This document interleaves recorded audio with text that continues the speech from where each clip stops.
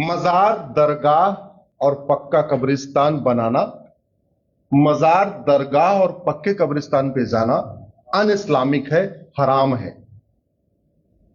इसलिए आपको दुबई में, कुवैत में, अरब में, अबू धाबी में एक भी मजार नहीं मिलेगी, एक भी दरगाह नहीं मिलेगी, एक भी पक्का कब्रिस्तान नहीं मिलेगा।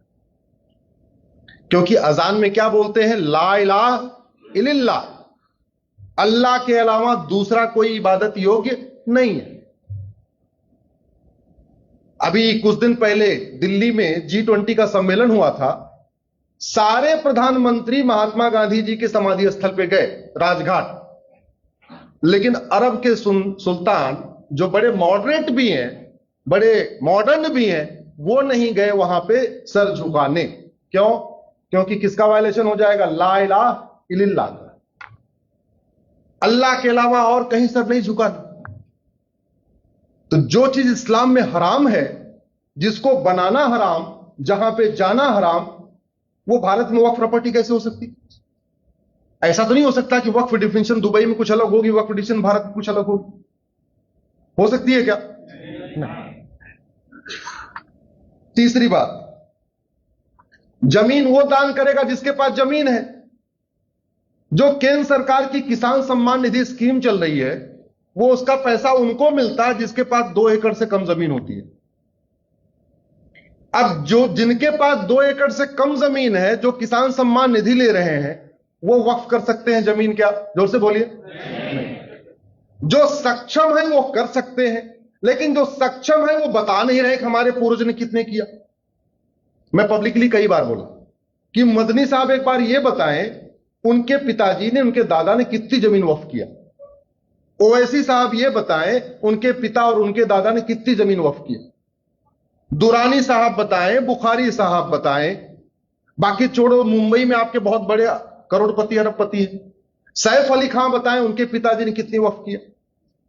शाहरुख खान बताएं उन्होंने कितना वक्फ किया। सलमान खान बताएं उन्होंने कितना वक्फ किया। अरे भाई, जमीन दान करेंगे तो कागज होगा कि नहीं होगा? होना चाहिए कि नहीं? तो कागज दिखाने में कोई शर्म है क्या? बिरला जी पूरे देश में बिरला मंदिर बनवाते हैं, धर्मशाला बनवाते हैं, वो तो कागज दिखा दे। पूरे देश में जैन समाज के लोग जैन धर्मशाला बनाते हैं, वो तो कागज दिखाने के लिए तैयार है। पूरे देश में माहेश्वरी समाज के लोग माहेश्वरी धर्मशाला बनाते हैं, वो तो कागज दिखाने के लिए तैयार है। अग्रवाल समाज तैयार है, माहेश्वरी समाज तैयार है, जैन समाज तैयार है, खत्री समाज तैयार है। सब अपनी कागज दिखाने के लिए तैयार है कि हमने कहां दान किया। तो कोई फूफा है क्या कि नहीं, हम आपको नहीं दिखाना पड़ेगा, बाकी सबको दिखाना पड़ेगा? यही चलेगा क्या? नहीं। अब इस कानून से दिक्कत कैसे हो रही है? इतनी अनलिमिटेड पावर दे दिया जो दुनिया में कहीं नहीं है। दिक्कत यह हो रही है, लैंड फंडामेंटल राइट नहीं है। Land is not a fundamental right. तो जो फंडामेंटल राइट नहीं है, वो आर्टिकल 25, 26 का पार्ट कैसे हो गया? इसका मतलब लैंड आर्टिकल 25, 26 का पार्ट ही नहीं है। इसलिए जिस दिन मैं पार्लियामेंट गया था जेपीसी में, सारा अपोजिशन वॉकआउट कर गया था, क्योंकि लगातार वो इतने दिन से एक ही झूठ बोल रहे हैं कि वक्फ जो है हमारा आर्टिकल 26 का 25 का मुद्दा है, यह मजहबी मुद्दा है, यह धार्मिक मुद्दा है। सच्चाई है, वक्फ प्योरली जमीन का मुद्दा है, यह फंडामेंटल राइट का मुद्दा ही नहीं है। और जमीन का मुकदमा डिसाइड करने के लिए कोई बोर्ड ट्रिब्यूनल हो ही नहीं सकता। जमीन का मुकदमा डिसाइड करने के लिए कहां शुरू होगा? रेवेन्यू कोर्ट से। जमीन के मुकदमे के लिए ऐसा नहीं हो सकता मजहब के आधार पर अलग अलग ट्रिब्यूनल होगा, अलग अलग बोर्ड होगा। यह शुद्ध रूप से क्या मुद्दा है? ये लैंड का मुद्दा, ये धार्मिक मामला ही नहीं है। लेकिन झूठ परोसा जा रहा है, परोसा जा रहा है। उनका नेटवर्क इतना तगड़ा है, उनका सिस्टम इतना तगड़ा है, फेसबुक पे उनकी प्रेजेंस इतनी तगड़ी है, तो झूठ फैलाते जा रहे हैं कि हमारा तो धार्मिक मुद्दा, धार्मिक मुद्दा। धार्मिक मुद्दा कहां से हो गया? प्योरली सिविल मुद्दा है ये तो। भारत में और भी ट्रिब्यूनल हैं, मुझे कोई एक ट्रिब्यूनल बताइए जो रिलीजन के आधार पे हो। जीएसटी ट्रिब्यूनल है, सबके लिए है। इनकम टैक्स ट्रिब्यूनल सबके लिए, एनजीटी सबके लिए, एनसीडीआरसी सबके लिए, क्लैट, एनक्लैट सबके लिए। कोई ट्रिब्यूनल किसी रिलीजन के लिए है क्या? तो फिर यह कैसे हो सकता है? रिलीजन के आधार पे कोई ट्रिब्यूनल हो ही नहीं सकता, और रिलीजन के आधार पे जमीन का डिस्प्यूट किसी ट्रिब्यूनल में चल ही नहीं सकता। आप बताइए सारे अधिवक्ता, है कोई? जमीन का मुकदमा तो वहीं चलेगा, पहले नीचे जाएगा, एसडीएम के यहां जाएगा, फिर एडीएम के यहां जाएगा, फिर डीएम के यहां जाएगा, अलग अलग डिपेंड करता है। आपके यहां महाराष्ट्र में क्या व्यवस्था मुझे नहीं पता, यूपी में तो सबसे पहले चकबंदी अधिकारी के यहां जाएगा, फिर एसओसी के यहां जाएगा, फिर डीडीसी के यहां जाएगा, फिर वो हाईकोर्ट चकबंदी कमिश्नर के यहां जाएगा, फिर हाईकोर्ट, फिर सुप्रीम कोर्ट, ऐसे चलता है। लगभग इसी से मिलती जुलती व्यवस्था आपके यहां भी होगी। ट्रिब्यूनल में थोड़ी चल सकता है, बोर्ड में थोड़ी चल सकता है। तो ये वक्फ बोर्ड कर क्या रहा है? ये दो काम कर रहा है। चूंकि इसका हेडक्वार्टर हमेशा स्टेट कैपिटल में होता है, तो स्टेट कैपिटल से 400-500 किलोमीटर के जो दूर लोग बैठे हैं, उनमें जो अमीर होते हैं, उनको तो नोटिस भेजता है, परेशान करता है, एक्सटॉर्शन करता है। उनको बोलता है भाई एक काम करो, आओ, आ जाओ मुंबई। अब नागपुर यहां से कितना किलोमीटर होगा? 500-600 किलोमीटर होगा, 500 होगा, 800 है, ठीक है। अब 800 किलोमीटर सोचेगा यार नागपुर से मुंबई जाना आना जाना आना, एक काम करो 5-10 लाख रुपए देखो, इसको निपटा लो। तो पहला काम वक्फ बोर्ड क्या कर रहा है? नोटिस भेज के एक्सटॉर्शन करता है।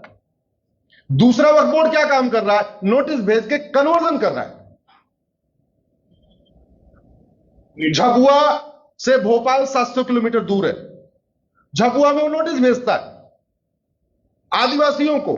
आदिवासियों ने कभी अपने लोकल थाना देखा नहीं, कभी उन्होंने लोकल तहसील नहीं देखी, आदिवासियों कोर्ट कचहरी में चक्कर ही नहीं होता, और नोटिस भेज के वो कह रहा है काम करो, तुम्हारा पूरा गांव वक्फ प्रॉपर्टी है। बोले क्या करना है? बोले भोपाल आओ जवाब देने। उन्होंने कभी अपना झाबुआ का डिस्ट्रिक्ट हेडक्वार्टर तो देखा नहीं, वो भोपाल बेचारे कैसे पहुंचे? बोले फिर क्या करें? बोले कन्वर्ट हो जाओ तो बच जाएगा। भारत में इससे घटिया कानून हो सकता है क्या? और इसको बनाने वालों से घटिया सरकार कोई हो सकती है क्या?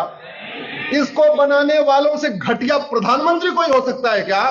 इसको बनाने वालों से घटिया कानून मंत्री, घटिया गृह मंत्री कोई हो सकता है क्या? लेकिन सब कुछ इसलिए चल रहा है, हम सारे लोग जानते हुए भी अपने तक अपनी जानकारी लेकर बैठे हुए उसको एक्सपेंड नहीं कर रहे, उसको आगे नहीं बढ़ा। एक तरफ एक्सटॉर्शन हो रहा है, एक तरफ कन्वर्जन हो रहा है, अमीरों से एक्सटॉर्शन, गरीबों का कन्वर्जन, और कह रहे हैं ये हमारा आर्टिकल 25-26 का मुद्दा है, सीधे सीधे लैंड का मुद्दा है। और नतीजा क्या हुआ? इसने 10 लाख एकड़ जमीन कब्जा कर लिया।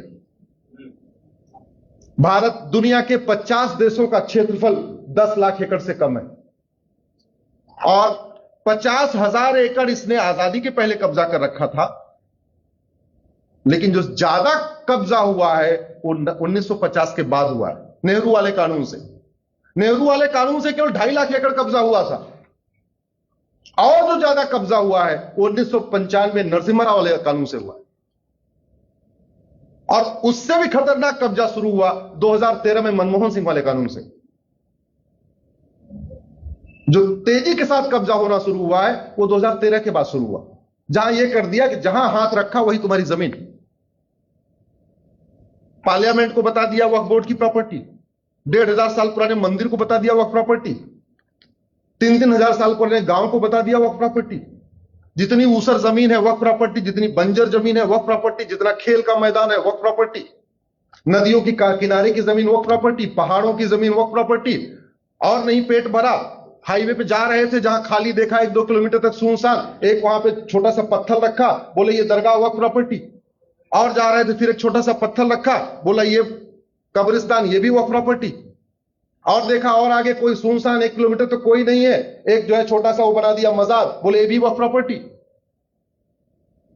इतना बड़ा भारत में खेल इसलिए हो रहा है क्योंकि हम कहीं ना कहीं अपनी ड्यूटी नहीं निभा रहे। बुरा मत मानिएगा, आप सब हमारे भाई हैं, आप सब भाई हैं।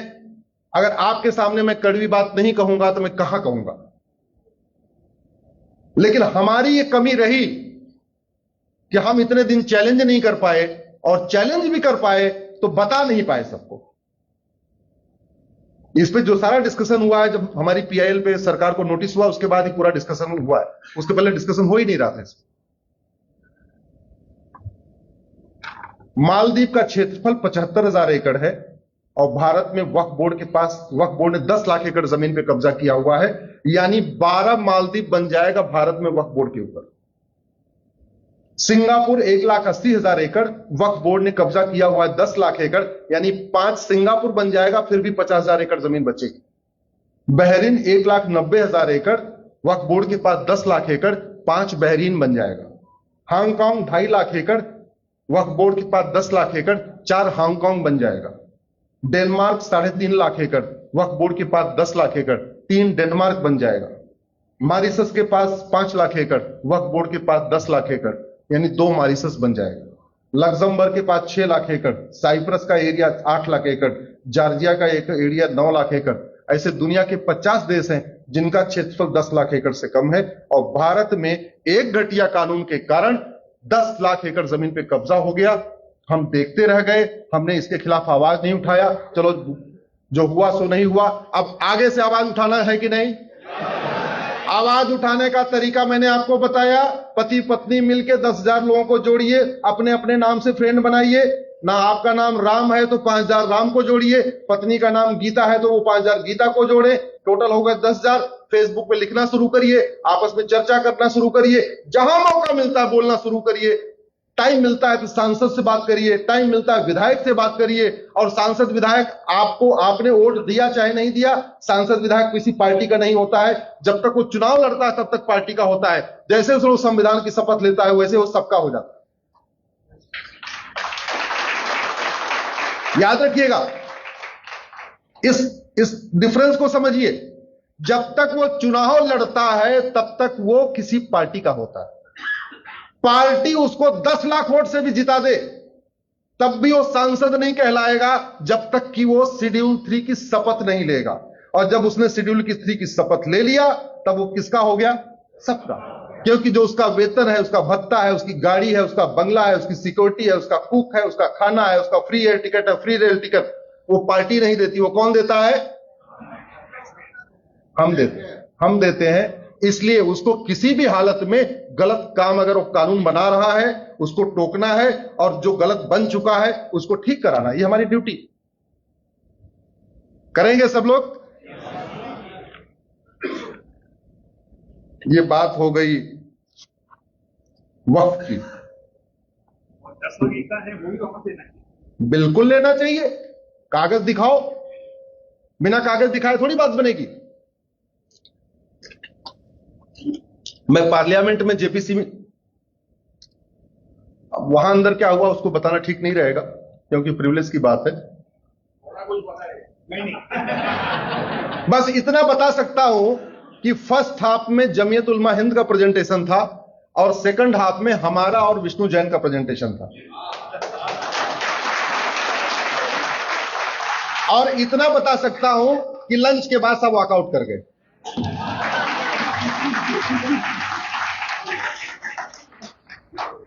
उसमें नोट्स में क्या लिखा वो नहीं बता सकता हूं।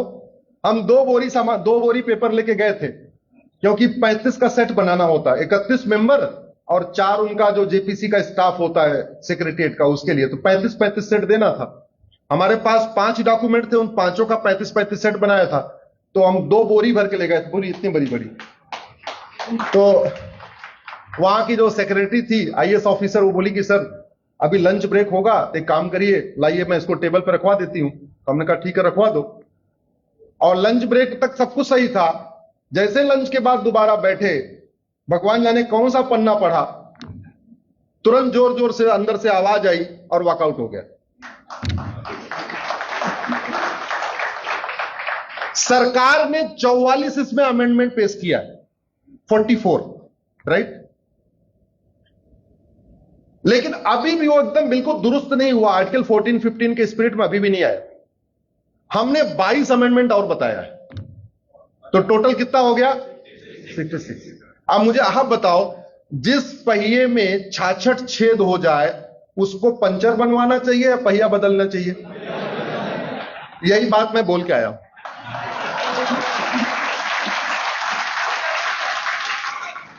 और भी बहुत कुछ बोला, वो नहीं बताऊंगा। और भी भाई, बड़ी सीधी सी बात है। अरे भारत संविधान से चलेगा या बाइबल कुरान से चलेगा, आप मुझे बताओ। संविधान से चलेगा ना, बाइबल कुरान से तो नहीं चलेगा ना। एक तरफ संविधान में सेकुलर शब्द जोड़ा और वही पॉलिटिकल पार्टी वक्फ बोर्ड बना रही है, वक्फ ट्रिब्यूनल बना रही है। इससे बड़ा गिरा हुआ काम क्या हो सकता है?